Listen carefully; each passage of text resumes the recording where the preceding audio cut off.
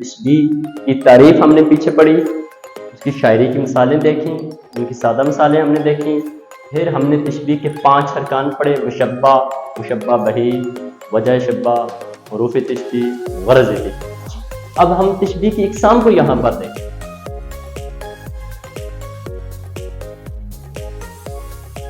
السلام علیکم طلباء، جیسا کہ ہم نے پچھلے لیکچر میں کہا تھا کہ ہم تشبیہ کے حوالے سے کچھ مزید باتیں کریں، بٹ ہم نے تشبیہ کا ایک 18 سے 20 منٹ کا لیکچر پہلے بھی دیا، تاہم کچھ چیزیں رہ گئی تھیں، یعنی کہ ہم نے کہا تھا کہ تشبیہ کی تعریف ہم نے پیچھے پڑھی، اس کی شاعری کی مثالیں دیکھیں، ان کی سادہ مثالیں ہم نے دیکھیں، پھر ہم نے تشبیہ کے 5 ارکان پڑھے، مشبہ، مشبہ بہی، وجہ شبہ، حروف تشبیہ، غرض تشبیہ۔ ہم نے اشعار کی صورت میں بھی ان کو وہاں پہ دیکھا اور عام جملوں کی صورت میں بھی وہاں پہ اس کی وضاحت بیان کی۔ تو میں نے کہا تھا بیٹا کہ میں تشبیہ کے اقسام کی بات کروں گا، یعنی کہ تشبیہ کے ارکان تو ہم نے پیچھے پڑھے 5، اب ہم تشبیہ کی اقسام کو یہاں پر دیکھیں گے۔ آج کے لیکچر میں ہماری تشبیہ کی اقسام ہے، تو میں نے لکھا تشبیہ کی اقسام میجرز کی اقسام ہیں، یعنی کہ تشبیہ ہم کہتے ہیں تشبیہ کی اقسام میں تشبیہ عقلی، ادراک سے تعلق رکھنا، اور تشبیہ حسی جو دیکھنا، چھونا وغیرہ وغیرہ سے، اس کی وضاحت یہاں پر بیان کی گئی۔ تو بیٹا میں نے تشبیہ عقلی پر پہلے بات کرنی ہے۔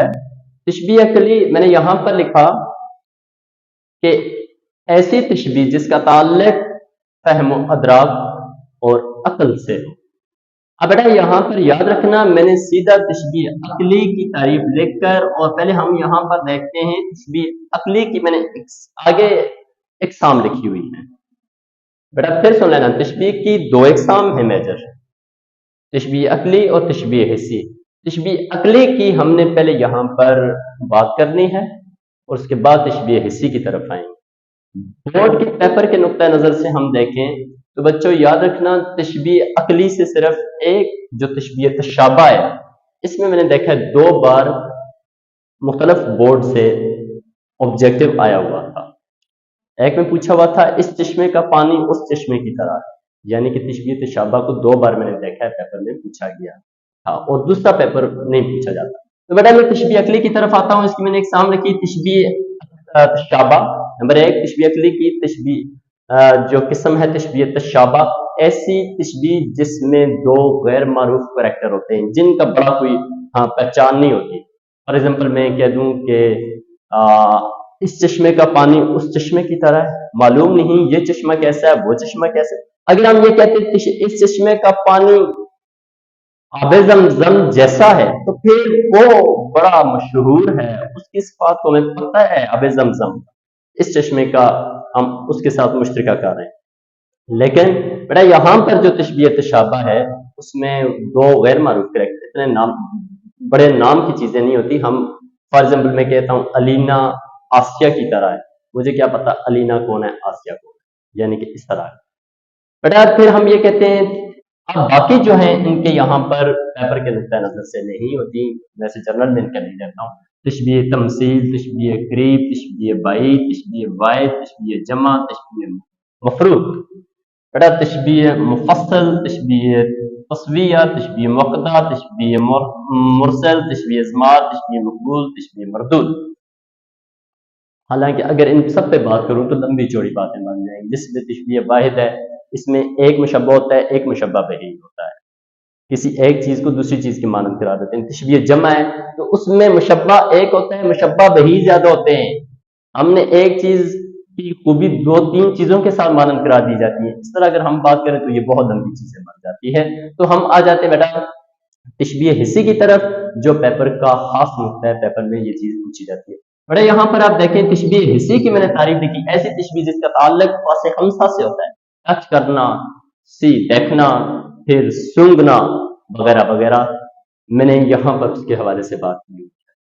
اگر ہم یہاں پر دیکھیں تو میں نے یہاں پہ لکھا تشبیہ حسی کے حوالے سے اس کی تعریف یہاں پہ لکھی۔ جنرل میں نے تشبیہ کی تعریف یہاں پہ بھی لکھی ہوئی ہے، پیچھے بھی میں نے جو لیکچر دیا اس میں بڑی ڈیٹیل سے بات کی ہوئی ہے۔ میں ویسے ریوائن کر دیتا ہوں، جب کسی ایک چیز کو اس کے مشترک خوبی خامی یا نقص کی بنا پر دوسری چیز کے مانند قرار دیا جائے، جبکہ وہ خوبی خامی، وہ مشترک خوبی خامی دوسری چیز میں زیادہ ہو اور اس میں حقیقی تعلق ہو، تشبیہ کہلاتی ہے۔ لمبی چوڑی بات پچھلے لیکچر میں ہم نے کی ہوئی ہے، ویسے یہاں پہ میں نے تعریف کی۔ اب بیٹا میں آ جاتا ہوں اپنے دوبارہ مدعا کی طرف، جو ہمارے پاس تشبیہ حسی ہے۔ بیٹا میں نے یہاں پر تشبیہ حسی کے 5 ارکان لکھے ہوئے ہیں۔ 5 وہ ہیں دیکھنا، پھر یہاں پہ چھونا، ذائقہ چکھنا، شامہ سونگھنا، سامہ سننا۔ بیٹا یہ جو ہم کہیں گے فاصل خمسہ۔ نمبر 1 میں آتا ہوں تشبیہ باصرہ۔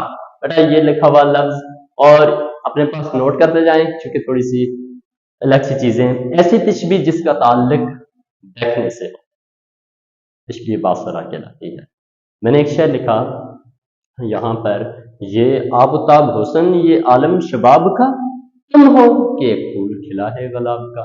تو بیٹا یہاں پر کسی چیز کے دیکھنے سے تعلق رکھتا ہے، تم ہو کہ ایک پھول کھلا ہے گلاب کا۔ تو دیکھیں یہ چمکتا ہوا چہرہ، یہ جوانی کا عالم، یہ حسن، یہ شباب، اے محبوب تم ہو کہ ایک پھول کھلا ہے گلاب کا، یعنی کہ دیکھنے سے تعلق رکھتا ہے۔ یقیناً سمجھ آ رہی ہوگی۔ اور بڑا یاد رکھنا اس شعر کے اندر بھی وہ 5 ارکان موجود ہیں۔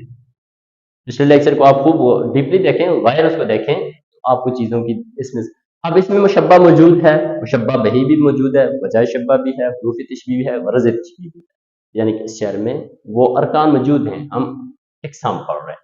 اچھا میرے پاس دوسرا شعر ہے، سرو سقد تو گل سے رخسار لے، شانے بازو برے برے سارے۔ بیٹا اس شعر میں بھی دیکھنے سے تعلق رکھتا ہے۔ سرو سا قد تو گل سے رخسار لے، محبوب کا قد ہے کہ وہ سرو کے درخت جیسا ہے۔ یہ سرو کا درخت اردو ادب میں شعراء نے اپنے محبوب کے لیے استعمال کیا ہے، اونچے لمبے قد کے لیے۔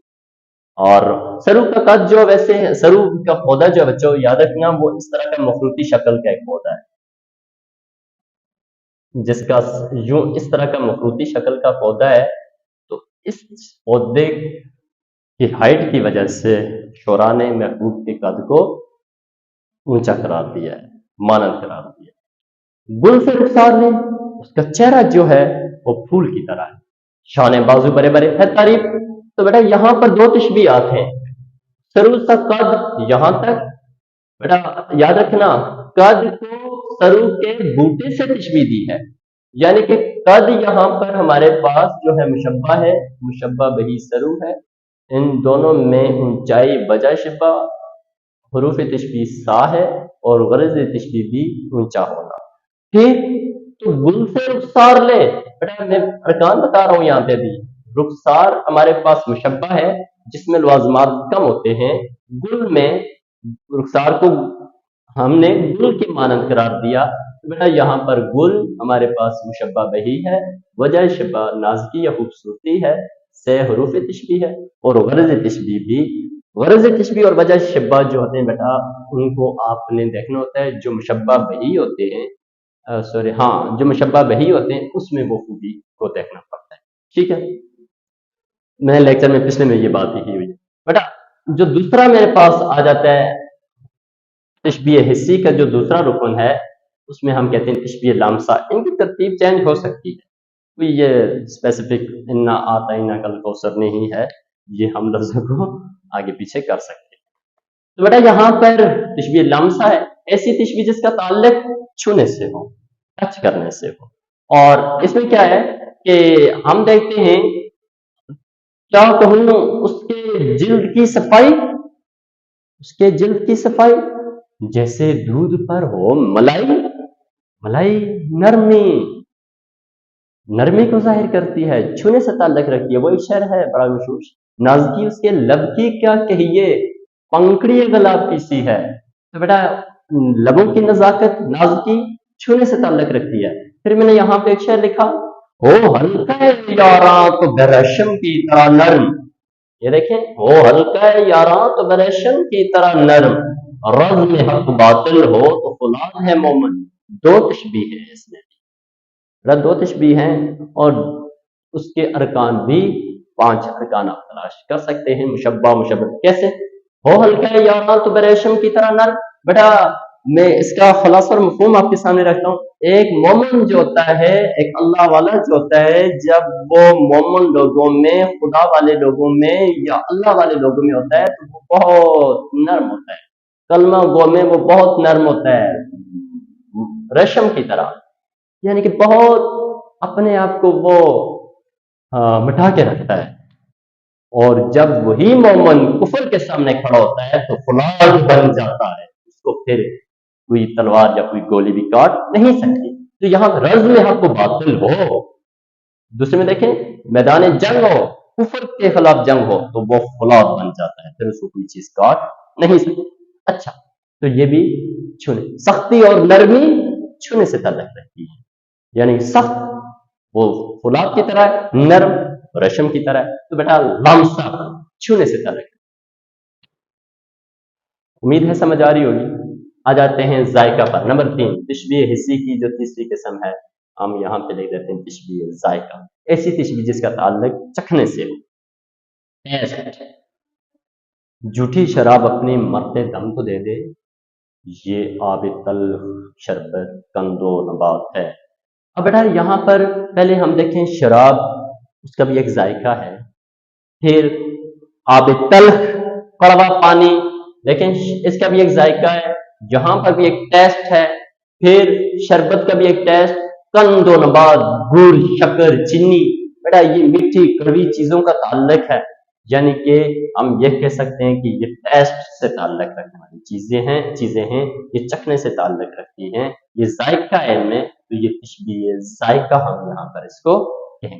نمبر 4، بیٹا تشبیہ شامہ، اور اس کی اور بھی بہت ساری اگزامپل ہیں، میں صرف آپ لوگوں کو سمجھانے کی بات کر رہا ہوں. تشبیہ شامہ، ایسی تشبیہ جس کا تعلق سونگھنے سے. ہم سنتے ہیں کسی چیز کو، اس کی سمیل دیکھتے ہیں. میں نے یہاں پہ 2 شعر لکھے تشبیہ شامہ کے.